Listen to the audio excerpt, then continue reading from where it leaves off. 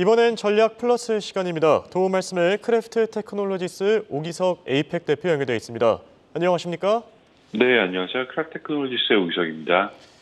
네, 우선 피치의 미국 신용 등급 강등 여파, 증시 분위기를 보면은 그 여파가 크지는 않다라고 볼 수는 있겠는데요. 그렇다고 아예 없다 이렇게 보기도 조금 힘들 것 같습니다. 해당 이슈 어떻게 보십니까? 네, 맞습니다. 지금 그 신용등급 강등 여파가 2011년에 있었던 것처럼 급격하게 시장의 조정을 야기했던 건 아니긴 하지만 영향이 없다라고 보기는 좀 어려운 상태입니다. 사실 지금 8월 들어서 나스닥 등 기술주 위주로 현재 하락이 발생을 하고 있거든요. 나스닥 지수 같은 경우는 8월 이후 현재 약 4% 가까운 수준의 하락폭을 보이고 있고 어제 밤만 하더라도 사실 조금 시장이 반등을 시도하는가라고 했었다가 장 막판 혹은 장 후반 들어오면서 이제 그 힘이 좀 많이 떨어지는 그런 모습들을 보이고 있습니다. 다우존스 지수 같은 경우도 8월 들어서 약 1.2% 가까이 지금 하락을 하고 있는데 그 미국 국채 이번에 신용등급 하락 자체가 이제 그 모든 문제의 원인이 되었다라고 이제 생각은 하지는 않고 있긴 합니다. 현 상황은 한 세 가지 정도로 지금 원인을 좀 해석해 볼 수 있을 것 같은데 첫 번째는 연초 이후 이제 가파른 이제 시장의 상승분을 반납하는 것이 아닌가라는 생각이 들고요. 나스닥 같은 경우는 약 한 38% 가까이 그리고 S&P 같은 경우는 17% 가까이 상승을 했습니다. 올 들어서.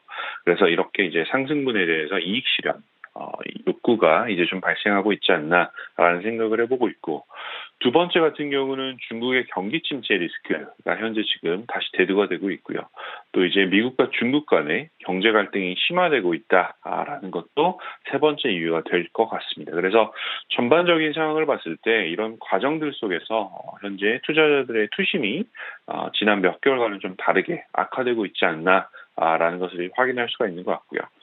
다만 이제 2022년 같은 그런 급격한 하락세가 발생할 것이냐라고 하면 그렇진 않다라고 생각을 합니다.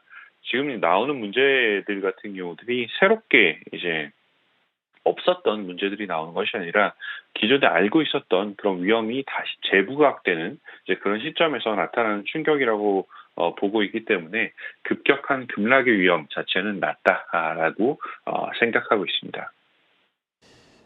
네, 방금 문제들을 세 가지로 정리해 주셨는데요. 조금 더 구체적으로 나눠보죠. 우선 중국의 경기 침체 리스크, 지금 디플레이션 공포, 어떻게 보면 인플레이션보다 더 심각하다라고 보는 시각도 있는데요. 이 공포가 현실화되고 있다는 평가들 많습니다. 중국 현재 분위기는 어떻습니까?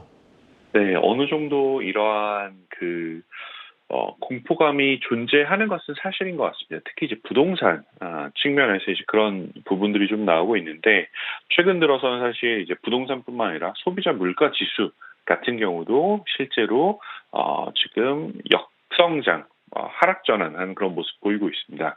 중국 소비자 물가 지수 같은 경우에 이제 2년 5개월 만에 이제 하락 전환을 했는데 지금 중국의 통계치에 따르면 7월 들어서 소비자 물가지수 CPI가 지난해 같은 달보다 0.3% 이제 내린 것으로 발표가 됐습니다. 이렇게 이제 CPI가 마이너스를 기록한 건 2021년 2월 이후 이제 처음 있는 그런 일이 되고 있는데 중국의 생산자 물가 지수 같은 경우는 이보다 훨씬 더 좀 가파르게 하락을 하고 있습니다. 지금 10달째 마이너스를 기록을 하고 있고요. 이제 7월 PPI 같은 경우는 작년 동기 대비 4.4% 가까이 내려서 지금 미국의 여러 그 투자 전략가들 사이에서도 중국의 디플레이션이 이미 시작되었다라고 이제 단정적으로 이야기를 하는 그런 분들도 계시는 이제 그런 상태입니다.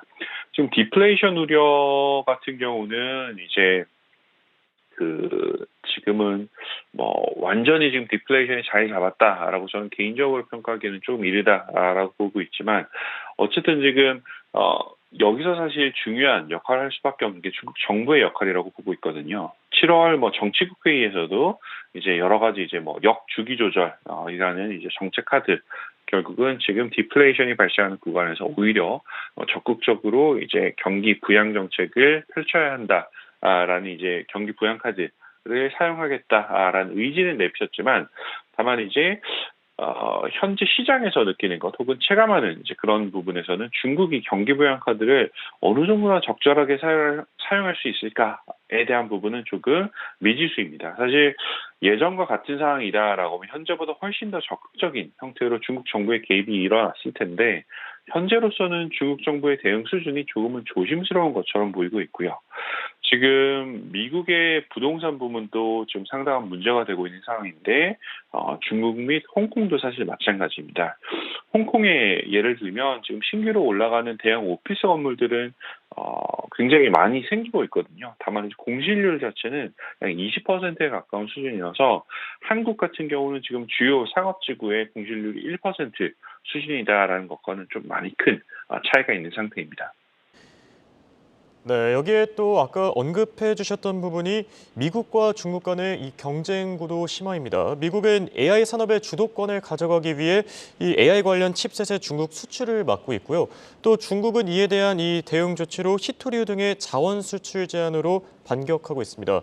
이런 갈등 해결될 가능성이 있겠습니까?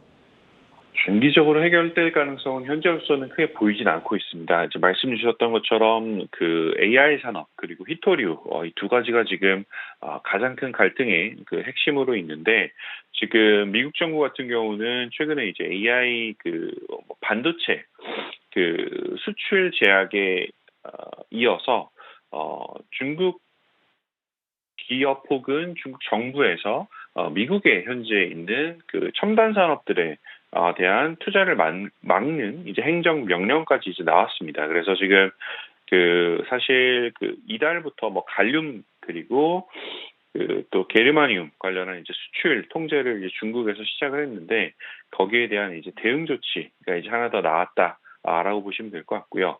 물론 이제 미국 같은 경우는 항상 얘기했던 것처럼 안보 차원의 접근이다라고 이야기를 하고 있지만 지금 중국의 반발은 좀 심한 상태입니다. 이번에 사실 투자 제약을 하기로 결정을 내렸던 세 가지 분야가 첨단 반도체, 뭐 AI를 포함한 첨단 반도체가 첫 번째, 두 번째는 양자 컴퓨팅 그리고 인공지능 관련된 세 개 분야에 대한 이제 투자를 좀 금지를 하고 있는데 이 분야에 대해서 중국이 투자를 한다, 미국 내 기업에 투자를 한다라고 하면 그 의무적으로 미국 재무부에 사전 신고를 해야 되고 또 승인을 받아야 됩니다.